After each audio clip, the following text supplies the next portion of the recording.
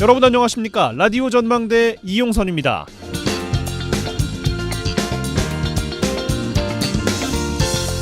팔레스타인 무장단체 하마스가 이스라엘을 기습 공격하면서 이스라엘 팔레스타인의 무력 분쟁이 시작됐죠. 오늘로 7일째입니다. 많은 민간인 사상자 피해 소식이 들려오고 있습니다.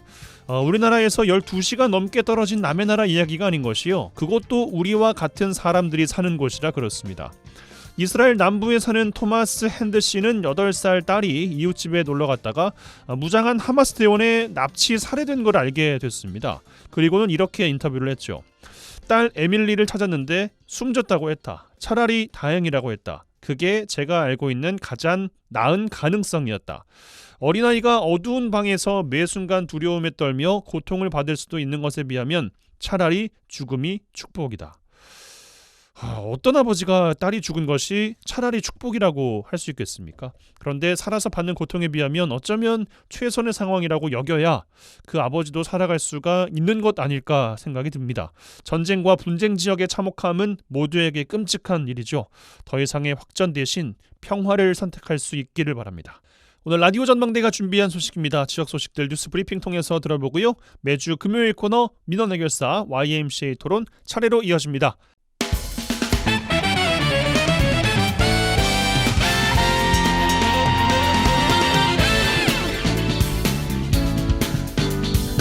네, 10월 13일 금요일입니다. 라디오 전망대 시작합니다. 먼저 우리 지역 뉴스 정리해보죠. 뉴스 브리핑 GBS 뉴스의 차범준 편집국장과 함께합니다. 전화 연결돼 있어요. 안녕하십니까? 네, 안녕하세요. 네, 자 순천에서 시작합니다. 최근에 순천시가 정원박람회 폐막이 얼마 남지 않았는데 이후에 문화 콘텐츠 사업을 본격 추진하겠다 이런 입장을 밝혔습니다. 순천시의 애니메이션 클러스터 조성 사업이 속도를 내고 있어요.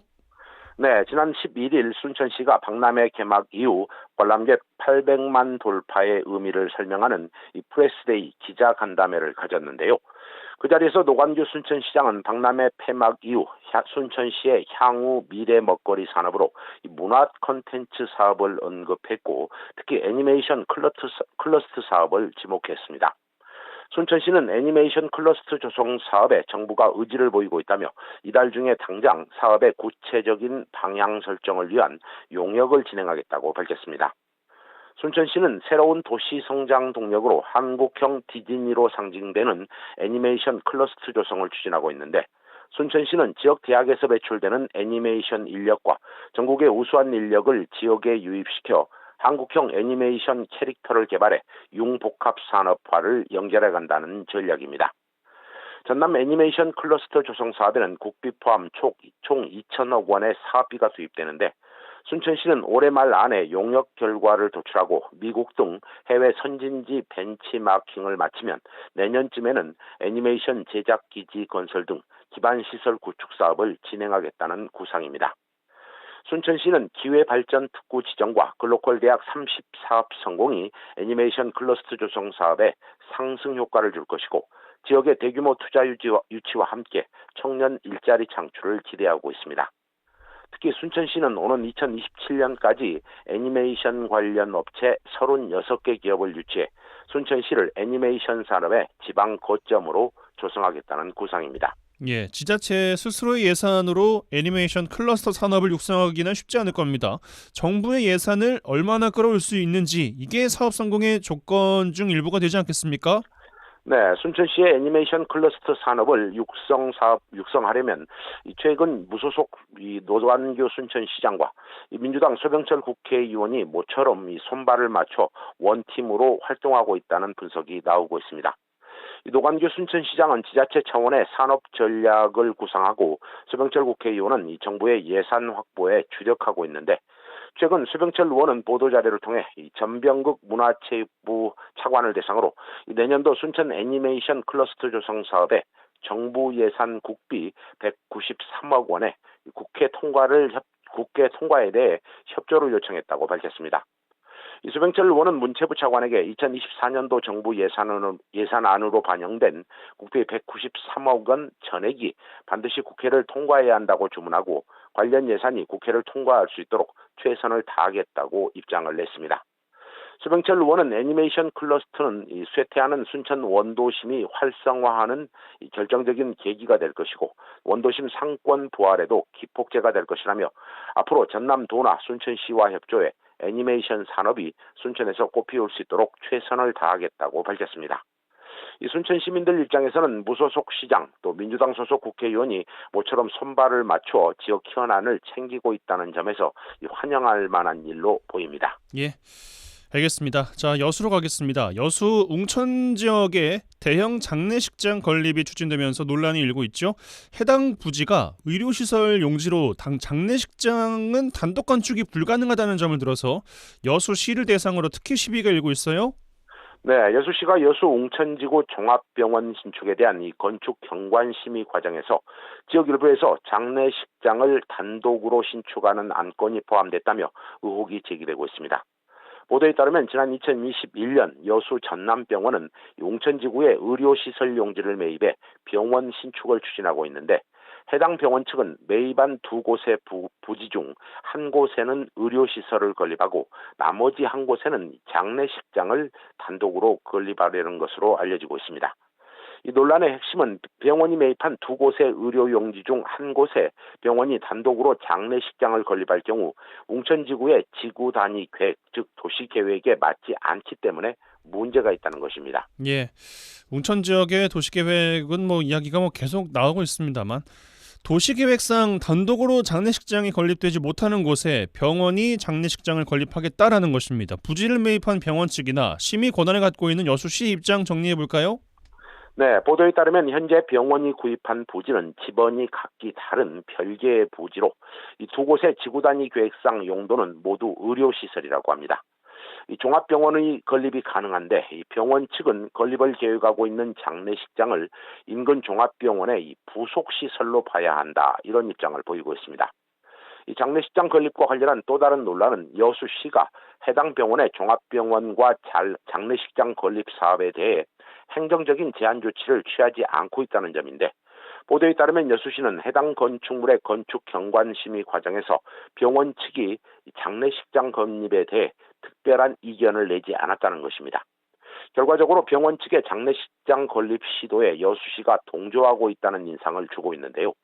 여수시는 이례적으로 병원 측의 입장을 적극 반영해 감사원에 장례식장 건립의 가능 여부를 묻는 질의서를 보낸 것으로 알려지고 있습니다. 해당 논란에 대해 여수시는 언론을 통해 장례식장은 심의에서 대상이 아니었고 사업자가 병원 옆 부지에 추진 계획을 갖고 있어 부가적으로 설명된 사안이다 이렇게 밝히고 있습니다. 또한 해당 토지에 장례식장이 가능한지 불명확해 감사원에 관련 자문을 받고 있고 감사원의 자문 결과에 따라 행정 절차를 밟을 것이다 이런 입장을 보이고 있습니다. 예, 지구 단위 계획에 장례식장 건립이 불가능한데 감사원에 질의를 해야 되는 것이냐라는 시민분들의 또 이야기가 나올 수 있을 것 같은데요. 특히 시비가 일지 않도록 여수시에서도 분명한 태도를 보여야 할 것 같습니다. 자, 광양에서 마무리하겠습니다. 어제 포스코 노조가 지난 10일 중앙노동위원회에 조정 신청을 했다. 그리고 최악의 경우에는 파업까지도 최초로 예상이 된다. 이야기까지 전해드렸습니다. 노조의 조정 신청 이후 앞으로의 상황 구체적으로 정리해 주신다고요? 네, 포스코 노조와 회사 측이 올해 임금 단체 협상에서 교섭이 난항을 겪고 있는 상황에서 노조가 지난 10일 중앙노동위원회에 조정 신청을 하면서 열흘 동안의 조정 기간에 최종 합의점을 찾지 못하면 파업이 현실화될 가능성이 예고되고 있습니다. 이 포스코 노조는 최근 재개된 교섭에서 회사 측이 추가로 제시한 내용이 여전히 비합리적이고 미흡하다며 회사 측의 협상 결렬에 책임을 주장하고 있습니다. 또한 노조는 중노위에 조정 신청을 했는데 노조의 조정 신청으로 조정 기간인 열흘 동안에 최종 합의가 이루어지지 않으면 노조원들을 대상으로 쟁의행위 찬반 투표를 통해 파업 여부를 결정하겠다는 입장입니다. 최악의 경우에는 말씀하신 파업의 상황도 예견이 됩니다. 현재 노사협 상황 정리해 주실까요? 네, 포스코 노사는 지난 5일까지 진행된 본교섭에서 끝내 합의점을 찾지 못한 것으로 알려지고 있습니다. 노조는 중노위 조정 신청 기간 10일이 지나면 조합원 투표를 통해 최종 파업 여부를 결정한다는 강경한 입장을 고수하고 있습니다. 이 포스코 노조가 쟁의대책위원회를 출범하고 또 노동 조정위원회에 조정 신청을 한 것은 이 진행자님 말씀대로 포스코 창사 이래 처음 있는 일인데요. 노조는 파업의 최후의 단계에 앞서 회사 측과 이 대화를 이어나갈 것이다. 이런 입장을 보이고 있습니다. 노조는 회사가 합리적으로 나온다면 대화의 창구는 지속해서 열어둘 것이다. 이런 입장을 보이고 있는데 결국 열흘 동안에 이런 일들이 어떻게 방향을 잡아갈지가 중요해 보입니다. 예, 알겠습니다. 뉴스브리핑 GBS 뉴스의 차범준 편집장과 함께했어요. 고맙습니다. 네, 고맙습니다.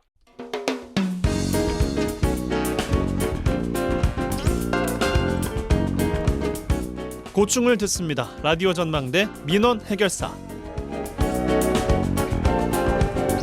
네, 청취자 여러분들의 민원 사항들 해결해드리는 민원 해결사 시간입니다. 이미지 리포터 나와 계세요. 어서 오십시오. 네, 안녕하십니까? 자, 올해 초에 독감 유행이 길어지고 있습니다. 지난해 발령된 독감 유행주의보가 올 하반기까지 계속 가는 게 아닌가 이런 우려 전해드린 바가 있었는데 우려가 현실이 됐습니다. 지난해 발령한 유행주의보가 해제 없이 새해 절기 시작부터 유행주의보가 그대로 이어지고 있다고요. 네, 이 추석을 전후로 증가세가 지속되던 독감 환자 수가요. 10월 들어 조금은 주춤한 추세입니다. 하지만 여전히 유행 기준 2배 이상 높은 수치입니다. 이 질병관리청에 따르면요. 지난 9월 넷째 주 독감 의사 환자 분율은 외래 환자 1000명당 20.8명이었고요. 예. 10월 첫 주 독감 의사 환자 분율은 외래 환자 1000명당 14.6명으로 전주에 비해 6.2명 감소했습니다. 하지만 이것도 유행 기준보다 높은 상황입니다. 예. 특히 그중에서요. 초등학생 감염이 심각한데요. 초등학생 연령대의 환자 분율은 유행 기준의 8.3배, 중고등학생은 유행 기준의 5배가 발생했습니다. 이렇게 단체 생활을 하는 유아에서부터 초등학생, 중고생까지 유행하면서 학부모들의 걱정이 계속되고 있습니다. 많이 걸리는 것 같아요. 항상 병원 가면은 아픈 애들이 많아서 이렇게 올해는 좀 자율적으로 이렇게 바뀌었잖아요. 그래서 마스크 안 쓰는 경우가 많다 보니까 보통 추워지면 독감이 유행한다 생각했는데 올해는 여름 독감부터 유행을 해서 독감은 계속 사계절 내내 있던 것 같아요. 환절기 될 때마다 걱정돼도 이제 크게 다 아플까봐 맞았는데도 이게 아예 안 걸리지도 않는 것 같은 느낌이랄까? 걱정되죠. 걱정되고 또 전염성이 있다 보니까 우리 같이 일하는 사람들한테는 학교나 생활할 때는 더 그런 걸 크게 신경 쓰고 있어서 독감, 코로나 종종 걸리긴 하더라고요, 애들이. 그래서 그럴 때 학교에서 안내문 오면 그럴 때 좀 더 마스크 쓰면서 생활할 수 있게 애기한테 이야기해주고 근데 이제는 그런 걸 피할 수 없으니까 또 애기들 면역력에 따라서니까 공동 이렇게 생활하는 거에서는 이제 그런 면역력에서는 어쩔 수 없는 것 같아요. 여수에서도 이런 독감 유행을 피해가지 못했습니다. 얼마 전까지만 해도 지역 초등학교 독감 유행이 심각한 수준이었어요. 네, 9월 개학 시기와 맞물려서 독감 유행이 확산세를 보였는데요. 예. 지역의 일부 초등학교에서는요. 저학년 한 반에서 시작된 독감 유행이 저학년 전체로 퍼져나가면서 이 한 반에서 많게는 10명 가까이 동시 전염돼서 와. 결선한 경우가 많았습니다. 또 아이들의 학교나 학원에서 공동생활 자주 하잖아요. 예. 반에서 반으로, 반에서 학원으로, 또 학원에서 다른 학교로 점점 퍼져나갔습니다. 10월 접어들면서요. 이제는 중고등학교에서 독감이 전염되는 모습을 보고 있습니다. 그러니까 보통 독감이면 심하면 5월까지 유행했다가 다음 환절기에 다시 유행한다 이런 이야기들은 들어봤는데 올해는 여러 가지 악조건 환경이 맞물리면서 이례적인 독감 유행이 된 것 같아요. 네, 맞습니다. 이런 이례적인 유행 양상은 코로나의 영향이 가장 컸습니다. 예. 이 3년간 마스크 착용으로 인해서 독감을 비롯한 호흡기 환자가 감소하는 동안 이 바이러스에 대한 자연 면역이 감소했는데요. 상대적으로 독감 감수성이 높은 인구가 늘어나서 유행에 취약했다는 겁니다. 예. 또한 검사 횟수가 늘어난 것도 하나로 꼽히고 있는데요. 코로나 이전에는요. 감기 증상이 있더라도 유행 시기가 아니면 독감 검사를 하지 않았습니다. 그런데 코로나 검사를 하면서 이 외에 다른 바이러스 검사를 하다 보니 독감 감염 여부도 더 많이 알게 된 겁니다. 하지만 이례적인 것은 분명한 사실인데요. 이 독감의 경우 약 10년에서 40년 주기로 대유행을 하고요. 그 중간에 2년에서 3년 주기로 소유행을 일으킵니다. 그런데 이런 유행이 시기를 따르지 않으면서 유행의 의미가 없어진 추세라는 겁니다.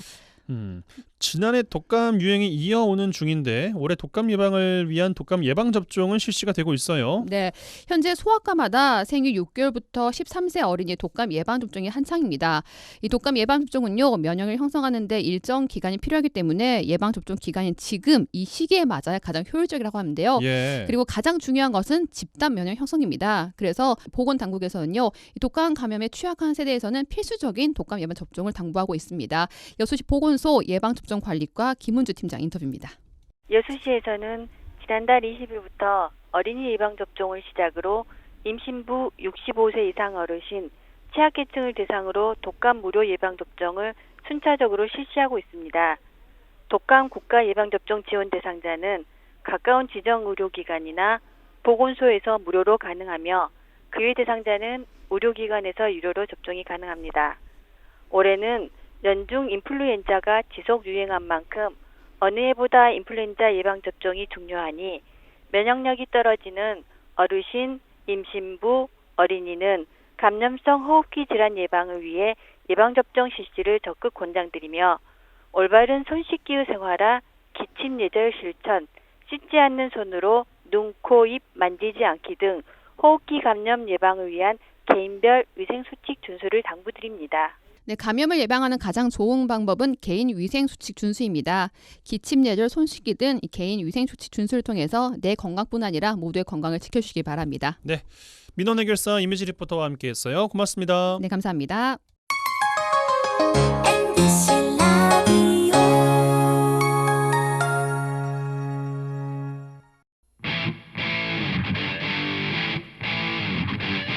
젊고 당찬 시사 생활밀착 뉴스 이용선의 라디오 전망대.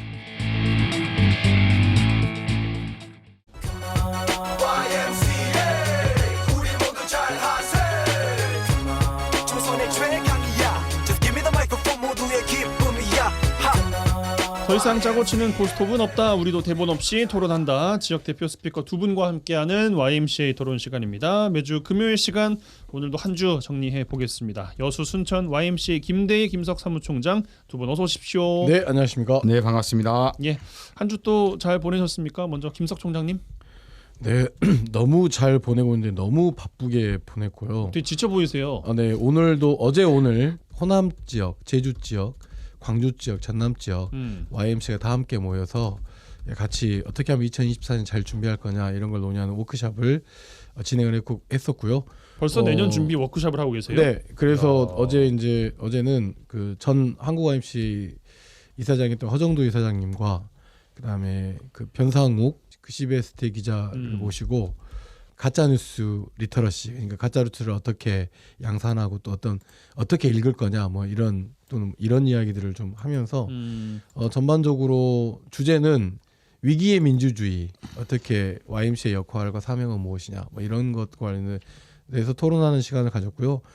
오늘 이제 정원박람회장까지 같이 투어를 하고 정원박람회를 그냥 단순히 정원박람회가 아니라 순천만 보존운동이라 할지 그다음에 정원박람회에 대한 뭐 여러 가지 10년 전 그리고 지금 상황에 대한 변화 이런 것들을 막 계속 설명해주고 막 그러고 다니느라고 굉장히 지금 현재 많이 지쳐 있습니다. 그리고 그 변상욱 기자하고 다니다 보니까 셀럽이시더라고요. 계속 사진 찍어달라고 하시는 분들이 많아가지고 제가 이제 찍사 역할도 좀 하고 왔다. 네. 그런 말씀드리고 한 가지 더 말씀드리고 싶은 것은 내일 14일 토요일입니다. 굉장히 순천에 행사가 많이 벌어지는데 그중에 순천 시민 여러분들께서 좀 주목해 주셔야 할 것이 오후 3시에 순천역 광장에서 후쿠시마 핵 오염수 중단을 촉구하는 시민행동 시민 걸기 대회가 있습니다. 그래서 다른 행사도 되게 중요하지만 함께 참여해 주시고 행진을 순천역에서부터 국민은행 사거리까지 하게 됩니다. 그래서 3시부터 한 5시까지는 행진으로 인해서 혹시 교통체증이 생길 수 있으니 그 상황이 좀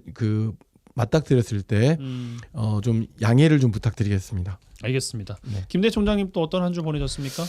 뭐 저희도 뭐 굉장히 바쁘게 보냈는데요. 내년이 총선이거든요. 4월 총선인데 청소년 참정권 강화하는 운동. 그래서 어떻든 저희가 뭐 1년, 2년 후에는 이 청소년들이 바로 투표권을 가지는 19세, 20세 젊은 청년들이 되는데요. 그렇다 보면 결국은 이 청소년 정치학교라든가 청소년 정치에 대해서 바로 놀자, 바로 알고 청소년이 정치를 좀 더 긍정적으로 바라볼 수 있는 이러한 청소년 정치학교를 저희가 준비 중인데요. 그러면서 내년 총선에도 청소년들이 주권자로서 참여하는 그런 운동을 준비하는 그런 기획 모임들을 하고 있고요. 내일 또 토요일인데 순천은 후쿠시마 원전 그죠? 반대 범시민 걸기 대회인데 저희는 또 국제화해지면 지방체육대회라든가 또 여수시 공정무예축제를 여수와 YMC가 동시에 두 개를 좀 해야 돼서 진짜 요즘 9월 10월 달 되면 제가 토요일 제가 너무 힘들어요. 혼자만 힘든 게 아니라 YMCA 지금 전체가 지금 완전 전부 다 멘붕이네요. 올해 들어서 두 분이 오늘이 가장 좀 지쳐 보이시는 것 같기도 하면서 예. 어쨌든 힘내시기 바라겠습니다. 제가 딱히 드릴 수 있는 말씀이 인도에 이거밖에 없네요. 다녀온 그 뭐랄까 좀 나름대로 희망과 이것이 행사로 인해서 확 꺾여버렸습니다. 지금. 뭐 여수 시민들은 내일 오후 2시부터 그 종포에 있는 해양공원이 있어요. 종포에 있는 해양공원 특선부대에서 여수시 공정무역축제를 하니까요. 시간 되신 분들은 그리 많이 오시면 좋겠습니다. 네, 알겠습니다. 오늘 이야기 나눌 주제는요. 국정감사를 국정감사하답니다. 국감 시즌이 됐습니다. 21대 국회 마지막 국정감사고 내년 총선을 앞두고 있어서 참 이야기들이 많이 나오고 있는 것 같습니다. 지역 현안에 대해서 정치권이나 정부가 어떤 입장을 가지고 어떻게 움직이고 있느냐, 그리고 국회의원들은 잘 준비하고 있느냐를 살펴볼 수 있는 것이 바로 국정감사가 아닐까 싶은데요. 의정활동의 꽃이라고도 불립니다. 두 분 총장님들께서는 국감 바쁘신 와중에 또 어떻게 보고 계신지, 또 지역에 필요한 이야기는 잘 질문이 되고 있는지 점검해보는 시간 마련하겠습니다. 물론 아직 국감 초반입니다만 이번 21대 국회 국감이나 청문회의 특징이 좀 있잖아요. 질문을 뭘 하든 내가 갈 길을 가련다. 약간 이런 느낌이 좀 없지 않아 있는데 총평 먼저 주시면 좋겠습니다. 먼저 김대희 총장님 어떻게 국감 보고 계십니까? 예, 내년 총선을 준비하는 국회의원들 한방을 통해서 전체 국민들과 지역구 주민들에게 뭐 전국적인 정치인으로서의 위상을 내보이려고 하는 것이 국감 아니에요. 그렇죠. 그래서 보통 국감 기간 동안에 한 2건 정도, 3건 정도라도 좀 전국적 현안 과제에 대해서 문제 제기를 하고 명확한 해결 방법을 국회의원으로서 딱 과정을 제시해야지만이 내년 총선도 유리한. 그래서 결국은 그동안 3년 동안 한 방을 보이지 않았던 국회의원들이 내년 총선을 앞두고 한 방을 준비하는 그런 내용이 될 건데요. 아까 이용선 아나운서도 이야기했다시피 그렇게 하더라도 저는 여소야대 국면에서 정부가 특히 이제 관련 부처 장관들이나 기관장들이 깡그리 무시할 거다. 실제로 장관들이 힘이 없잖아요. 차관보다도 뭐 다 대통령실을 쳐다보고 있으니까 힘없는 장관들 대상으로 한 방을 준비하기에는 뭔가 좀 한 2% 부족할 거다. 이런 측면이 있는 거고요. 상대도 전투력이 좀 있어야 이게 싸움 한투 나고 뭔가 좀 그렇죠. 치열함이 좀 있지 않겠습니까? 네, 그렇죠. 뭐 전국적 사안도 굉장히 많지만 어떻든 지역적 사안도 지역 국회의원들이 전국 현안으로 좀 올려서 정부나 혹은 대통령실이 관심을 가지도록 만들어줘야 되는데 그러려 보면 국회의원뿐만 아니라 보좌관들, 비서관들도 거의 한 몇 개월 동안 준비했을 건데요. 그렇죠. 이런 것들을 좀 국민과 지역 주민들의 내용을 올바로 받아서 제대로 된 한 방을 좀 준비했으면 좋겠습니다. 제가 전투라는 표현을 앞서 드렸습니다만 사실 이게 정책이 맞게 설정이 되어 있는지 잘 가고 있는지 빈틈은 없는지 이런 것들을 꼼꼼하게 살펴보는 것이 국감일 텐데 김석 총장님 어떻게 보고 계십니까? 그러니까 우리가 지금 당면에 있는 현안들이 보면 세수 부족을 통해서 일단은 민생 문제에 굉장히 어려움이 있을 거고 네. 그다음에 이것이 지방 정부 그러니까 지방자치단체까지 영향을 미쳐서 교부 금액이 깎이게 되고 순천만 놓고 보더라도 대략 780억이 깎이게 된다고 했을 때 실제 이런 문제의 장기적인 과정에서 이 문제를 어떻게 해결할 거냐라고 하는 것들을 정부에다 묻고 그리고 여야와 관계없이 이 문제를 어떻게 극복할 거냐라고 하는 나름대로 생산적인 토론이 될 수 있고 이래야 되는 것이 사실은 국정감사이고 그 이어지는 예산결산특별위원회 위원회 활동이라고 보여지는데 지금은 거의 그 김대희 총장님께서 말씀했지만 정부와 그다음에 증인으로 나서 있는 사람들이 자기 권한밖에 이야기를 해야 되는 것이다 보니까 굉장히 부실한 증언, 부실한 답변으로 일관하고 있고 그러면서 그걸로 끝나는 것이 아니라 국힘 이런 국힘을 중심으로 해가지고 국회 국정감사가 원활하게 진행되지 않는 그러니까 증인에 대한 질의보다는 거의 의사진행 발언이 더 많게 되고 그다음 시작도 못하고 파행을 겪는 경우들이 너무 많아지면서 국회가 굉장히 중요한 입법 권한과 그다음에 행정부에 대한 감시 권한 그다음에 예산에 대한 심의 권한들이 적절하게 드러나지 않은 가운데서 국회의 폄훼를 떠나서 거의 국회의 혐오 수준으로 분위기를 거의 만들어내고 있는 건 아닌가라고 하는 의심이 좀 생깁니다. 왜냐하면 우리에게 있어서 민생에 있어서 가장 중요한 국정감사의 그 부처는 예를 들면 국토, 그다음에 농림경제, 그다음에 재경, 그다음 산업부 이런 것들에 대한 뉴스가 들어야 되는데 다 하나같이 정쟁과 관련된 이야기들이고 대표적으로 법사위원회에서 벌어지는 국정감사 내용은 항상 다 탑뉴스로 만들어지고 있는 것 같아요. 그렇죠. 뭐 특활비랄지. 네, 그렇죠. 뭐 이런 것들에 대한 문제들이 너무 좀 강하게 좀 진행되고 있는 가운데서 그러니까 이미 다른 국회의원들이 민생 아젠다들을 많이 준비했을 거예요. 자극적이지 않은 뉴스들은 전혀 이렇게 보도되고 있지 않은 이 뭔가 이 잘못되어 가고 있는 국정감사 이 문화를 어떻게 이제 바로 잡을 거냐. 결국은 내년 총선과 관련돼 연관되어 있기 때문에 양당에서 모두 총력을 하고 있지만 해도 너무 그 국회를 폄훼하는 방식으로 진행되고 있는 국정감사를 보면 너무 좀 답답하다. 이런 좀 총평을 좀 드리고 싶습니다. 최근에 그 윤석열 정부 이제 2년차 맞이하는 국정감사인데요. 언론의 지형이 많이 변했잖아요. 오늘도 보니까 KBS 사장 선임이 파행 속에서 이루어졌는데 한 800개 정도 되는 주요한 언론사들이 대부분 국정감사 때 지역의 주요한 현안이라든가 국민들이 진짜 관심 가지는 내용들을 쓰는 것이 아니라 한두 개 상임위의 파행적 문제를만 부각시켜서 부정적으로 보도해버리거든요. 그래서 저도 이번 국정감사가 과연 일반 국민들에게 좋은 내용으로 선전될지 좀 의문인데 국정감사는 우리나라 국회에서만 있는 제도거든요. 예. 다른 나라에 없어요. 우리나라는 계속 가지고 있다가 재헌회 때부터 가지고 있다가 1972년 유신치제 때 이게 없어졌거든요.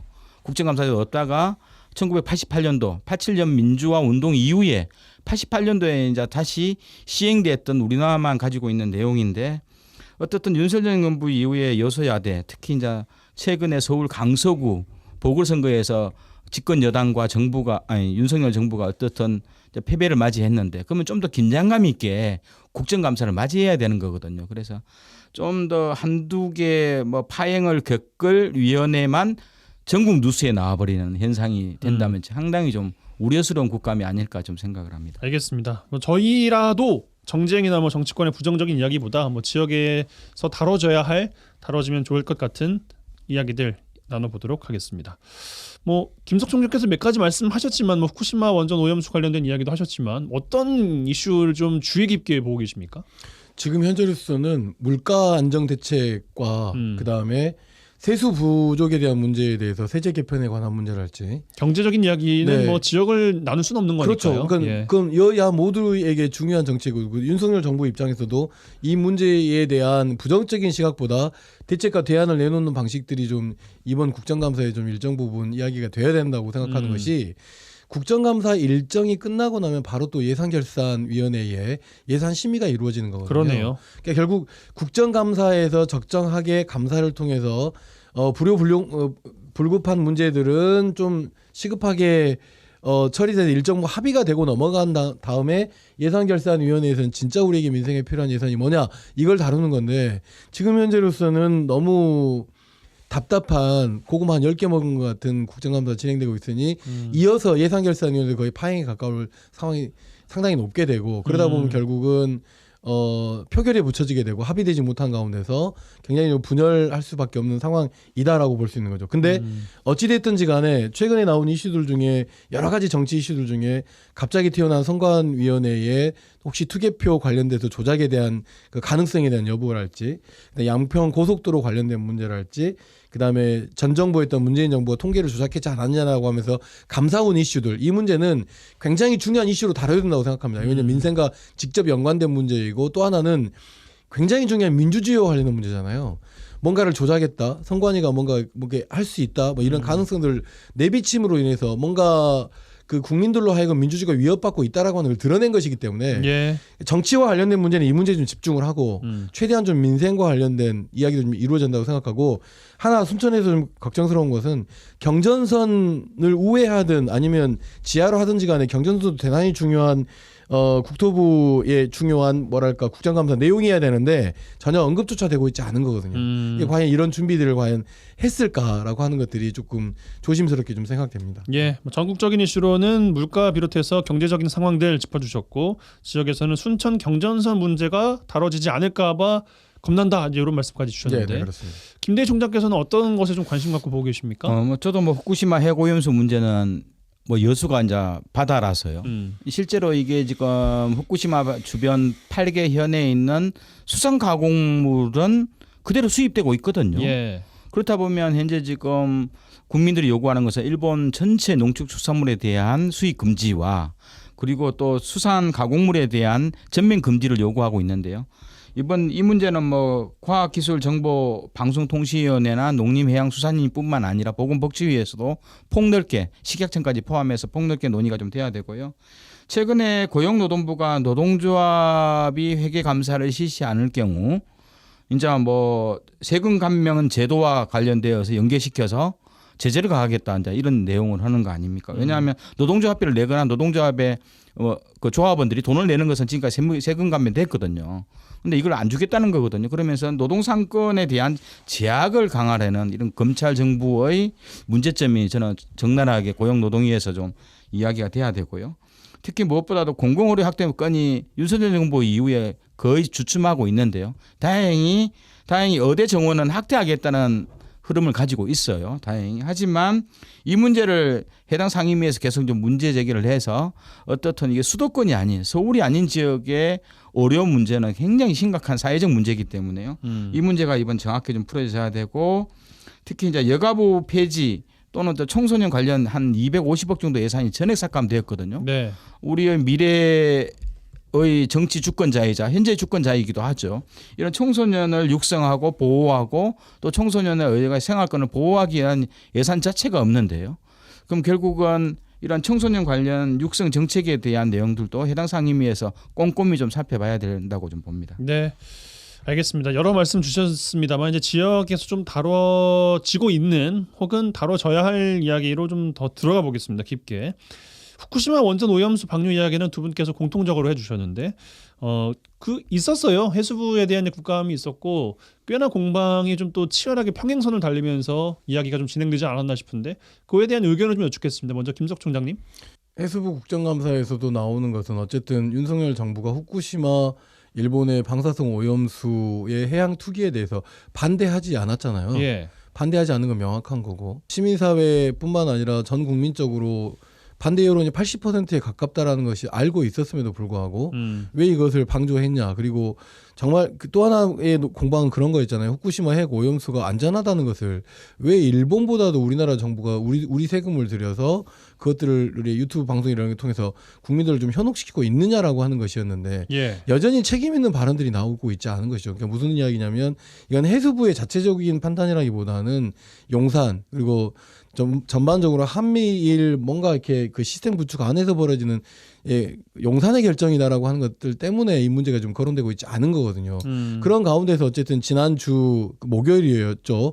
그 후쿠시마 핵 오염수 2차 방류가 시작됐고 그러면서 바로 국제적으로는 중국에서 바로 일본을 불량 국가라고 칭하면서 그다음에 일본의 그 수산물 금지 조치를 계속 이어가고 있는 이런 국제적 활동들이 있는 것인데 그런 것들이 좀 이렇게 뭔가 좀 이야기되면서 이 정부가 반대한다라고 하는 것을 좀 강제할 수 있는 야당의 이야기들이 전혀 먹히지 않는 그런 상황이었기 때문에 결국은 시민들이 해내야 된다라고 생각합니다. 시민들이 뭐 일본산 뭐 제품을 안 쓰는 문제부터 일본에 여행을 안 가는 문제로부터 그런 것들로부터 해서 뭔가 일본의 경제적 이득이나 이런 것들이 뭔가 축소되는 과정들이 벌어진다고 하면 이 문제를 좀 바로잡을 수 있지 않을까 싶고 어차피 또 핵 오염수가 30년 동안 방류되기 때문에 정권이 바뀌게 되면 또 반대하는 조건을 마련하기 위해서라도 시민의 힘으로 이 문제를 좀 개선하는 또는 중단시키는 요청들을 해야 되는 것들이 좀 적극적으로 국정감사에 좀 내세워져야 되는데 좀 너무 협소한 이야기들만 좀 주고 받는 것 같아서 좀 답답한 측면이 있었습니다. 예,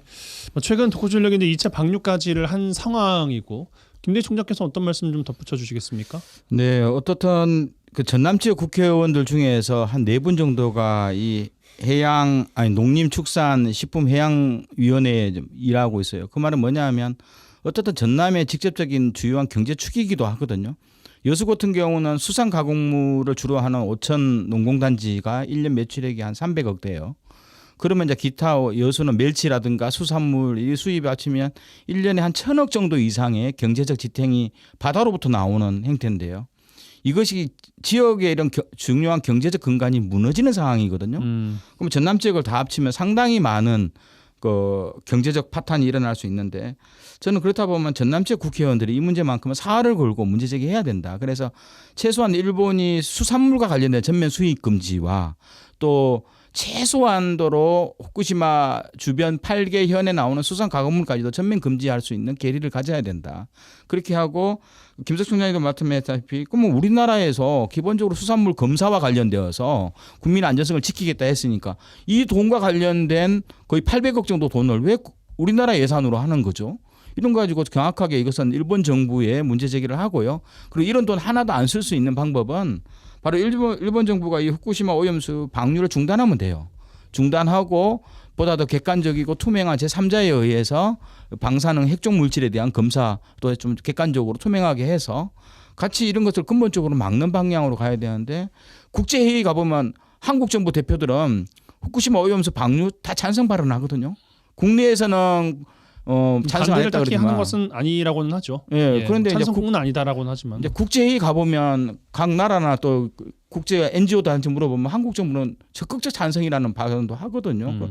이런 상황 보면서 이번 국정감사에서 이 문제만큼 좀 명확히 짚고 넘어가야 된다. 특히 이제 여수나 뭐 목포 뭐 이런 쪽에 있는 다양한 국회의원들이 다행히 해당 위원회에 있기 때문에요. 보건복지기도 있잖아요. 이래서 이런 전남 지역 국회의원들이 결국 전남 도민들이 중요한 경제적 근간인 이 후쿠시마 핵오염수 방류에 대해서 원칙적으로 이번 국감에서 중요한 결정들을 좀 받아왔으면 좋겠습니다. 그런데 저희가 이제 국감에 대한 이야기를 하고 있잖아요. 근데 뭐 정부나 아니면은 해수부에서 장관도 문제 없다고 이야기를 하고 있는 거 아니겠어요? 이게 잘못된 것이 문제 없다라고 하는 건 정책 토론과 관련해서 응답일 수 있는데 예. 감사잖아요. 감사기도 그럼 당신들이 감시하겠다고 했는데 감시했냐?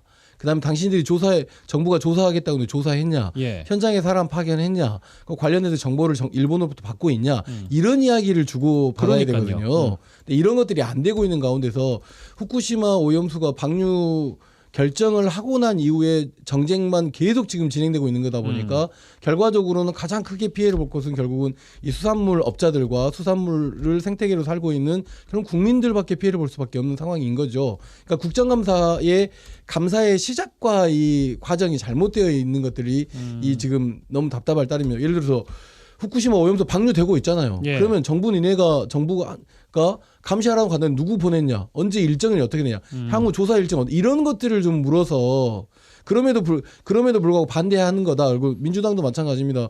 방류한다고 했을 때만 해도 엄청나게 당력을 몰아서 반대를 했다면 그 이후에 방류 중단을 위한 활동들도 좀 그에 걸맞는 일정들을 좀 요청을 해야 되는 것 좀 필요한 것이죠. 네. 저는 이번에 그 야당 측에서 국정감사 아까 이야기 나왔으니까요. 국정감사가 이렇게 좋은 제도임에도 불구하고 부실한 이유가 있거든요.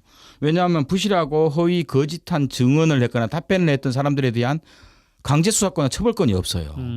이거 정확히 가져야 되거든요. 그리고 실제로 증인 포함해서 폭넓은 강제적인 수사권, 처벌권들을 국정감사에 명시하지 않으면 아마 행정부 수장들 다 거짓말하고 있거든요. 거짓말에 대해서는 책임을 져야죠. 그렇게 해서 이번 국정감사 성과가 없다면 더불어민주당이 뭐 야당하고 합쳐서 21대 국회 마지막 법으로 국정감사에 이 허위하고 거짓 증언 답변했던 거 강제적 수사권 부여 이거 해야 된다고 보거든요. 법 개정을 해서. 그래서 좀 더 국정감사에 행정부 수장들이 행정부 각 기관이나 공공기관장들이 최선을 다해서 답변을 하고요. 거짓 답변일 경우는 형사적 책임을 지도록 법령 개정을 해야 된다고 봅니다. 우리가 이번 국정감사를 보면서 다른 때하고 좀 비교를 해보면 국정감사에서 유일하게 그 대기업 총수들을 증인으로 부른다거나 예를 들어서 뭐 쿠팡 같은 경우나 뭐 이런 쪽에 증인을 불러서 그 국정감사 증인석에 앉게 함으로 인해서 그 문제를 개선하기 위한 국회의 노력들이나 이런 것들이 있으면서 좀 상징적인 이미지가 있었죠. 민생 문제나 노동 문제나 그 부분에 열 수 없는 제도 안에서 열 수 없는 문제를 기업 차원에서 또는 그 사회적 차원에서 열 수 있게끔 하는 그런 시도들이 있었는데 증인 채택 그 과정에서부터도 거의 뭐 회의가 열리고 있지 않으니까 정말 지금 깜깜이 지금 국정감사가 되고 있다고 하는 것이 맞지 않겠나 싶습니다. 예, 알겠습니다. 시간이 많지가 않은데 한 가지 이야기 더 짚어볼 수 있을 것 같습니다. 국립의대에 관련된 이야기도 안 할 수가 없는데 지역에서는 가장 큰 또 이슈였는데 진전이 뭐 거의 없다고 해도 무방할 것 같습니다. 일단 의대 정원을 늘리는 방향으로는 이야기가 되고 있는 거잖아요. 보건복지부 조규용 장관이 의대 신설이나 지역 의사제가 지역에서 나오고 있는 요구인데 여기에 대해서는 신중한 입장을 좀 내고 있습니다. 여기에는 국감에서 어떻게 좀 접근을 해야 되겠습니까? 현실적으로 지금 기존의 이제 의사협회하고 물론 이제 의과대학, 대학병원은 다르겠지만 어떻든 특정 대학의 의과대학을 나온 분들이에요, 의사들이. 예. 근데 기존 의과대학이 신설을 반대해요. 이왕이면 좋다고 의사 증원 500명 하자. 기존 의과대학에 분배하자 이거예요. 그럼 전남 지역은 의과대학이 없잖아요. 전남 지역은 신설을 해야 되는 거거든요. 그러면 전남 지역은 신설이 아니라 기존 의과대학에 정원 주면 전남 지역은 여전히 공공의료 문제라든가 뭐 상급 종합병원, 대학병원 유치는 전혀 안 되는 측면이 있기 때문에 일단 우리하고 결은 좀 달라요. 하지만 윤석열 정부는 일단은 의대 증원은 할 거라고 봐요. 할 거라고 보는데 여전히 의사협회나 기존 의과대학의 눈치를 보는 현상. 이것은 좀 근본적으로 이것을 제어할 수 있는 방법이 필요한데 전혀 이건 좀 우리 입장하고 좀 다르게 가더라고요. 최근에 이제 전남 같은 경우는 순천대학교하고 목포대학교가 치열하게 경쟁하는 것들이 좀 있어서 이걸 전라남도가 좀 어떻게 해보겠다 이런 입장을 얘기를 했는데 전라남도가 어떻게 할 수 있는 상황은 아닙니다. 그렇죠. 지금 현재도. 예를 들어서 2024년도에 의대 설립을 대한 의사 결정이 난다고 하면 교육부에서 이제 결국은 그 의대 정원과 관련된 이런 입장을 발표한 게 대략 4월이라고 치면 그 기간까지 얼마 남지도 않은 상황이잖아요. 그러니까 정부의 보건복지부 입장에서 의대 신설이나 뭐 지역 의사제 이렇게 나오는 문제들에 대해 이 문제를 지역의 문제로 자꾸 이렇게 협소시키는 경향이 있거든요. 한국 사회 전반에 대한 의료 보건 체계에서 가장 취약한 문제를 어떻게 하면 균형 발전시키고 그 의료 보건 취약 지역을 해결하기 위해서 정부가 어떻게 의사를 투입할 것이냐 이런 관점으로 전환시키지 않게 된다면 결국은 지역적 문제로 계속 자가당착하다가 결국은 계속 정부의 입만 쳐다보고 정부의 결정과 용산의 결정만 쳐다보도 끝날 문제가 상당히 좀 쉽지 않느냐. 그래서 저는 이 문제 관련해서 목포대 순천대학교에서 뭐 이렇게 치열한 경쟁하는 것도 대단히 중요하지만 저는 이것과 관련 사활을 거는 사람들이 나타나야 된다고 생각합니다. 네. 알겠습니다. 국정감사를 국감하다라는 주제로 오늘 이야기 나누고 있는데 저는 가장 우려가 좀 되는 것이 뭐 어떤 이슈가 있으면 이 이슈에 대해서는 국회의원들은 이렇게 공격하는 전략을 좀 주로 좀 고민을 한다든지 그 피감기관에서는 이 이슈는 이렇게 방어하면 되겠다라든지 약간 이런 좀 탁구 같은 전략이 아니라 상임위원회나 국정감사는 전혀 달라 보이지 않은 상황이 그러니까요. 너무 답답한 거죠. 진지하게 이 문제에 대해서 우리가 어떤 해법을 낼 수 있을지를 머리에 같이 좀 고민하는 장면들을 좀 많이 봤으면 좋겠는데 아무튼 시간이 좀 다 돼서 30초씩 드리고 어떤 주제, 어떤 이슈가 좀 다뤄졌으면 좋겠다라는 말씀 주실 수 있을지 먼저 김대희 총장께 드리겠습니다. 네, 저는 인구 소멸 지역 1순위가 전남입니다. 그리고 학교 교육, 초중고 교육뿐만 아니라 대학 교육도 거의 죽어가는 상황인데요. 이 문제 정확하게 좀 지방 소멸 이런 상황에서 교육의 문제까지도 다뤄야 되고요. 예. 어떻든 중화학 산업단지에서 환경안전 문제 여전히 심각합니다. 노후 산단 문제를 어떻게 해결할 것인지, 환경안전 문제, 발암물질 어떻게 줄지 이런 환경노동위에서도 이런 영역에 대해서 좀 더 지역 현안들을 가지고 적극적으로 문제 제기하는 그런 국감이 되었으면 좋겠습니다. 다 예산이 깎이고 있습니다. 사회적 경제도 청년 일자리도 청소년 예산만 다 깎이고 있거든요. 이게 부처에 대한 정책이 잘못 위반됐거나 아니면 공약이 제대로 이행되고 있지 않은 문제입니다. 국정감사 준비가 상당히 여러 문제에서 복잡하다고 한다면 윤석열 정부가 내놓고 있는 관련된 공약을 중심으로 국정감사를 함으로 인해서 정책을 변경시키든지 아니면 사업을 중단시키든지 이런 것들을 통해서 정말 실질적 민생 예산들이 좀 깎이지 않도록 향후 좀 도움이 좀 필요하다고 생각하고요. 마지막이기 때문에 한 말씀 더 드리면 14일 내일입니다. 오후 3시 순천역 광장에서 후쿠시마 반대 총궐기에 함께 참여해 주시면 고맙겠습니다. 네, 알겠습니다. YMCA 토론 이 시간 이 정도로 마무리하죠. 여수 순천 YMCA 김대희 김석 사무총장 두 분과 함께했어요. 두 분 고맙습니다. 네, 감사합니다. 감사합니다.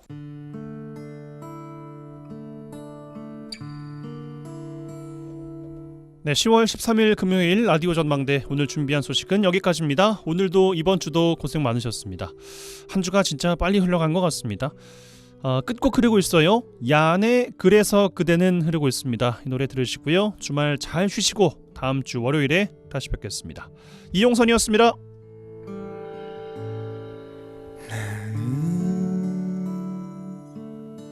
나에게 길들여 길 바라요. 그동안 그대 너무 많이 담아 있었나 봐요. 지워질 때도 되는데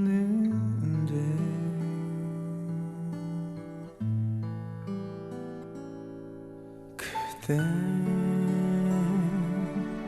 또 누군가에게 길들었나요? 혹시 사랑 예전 나와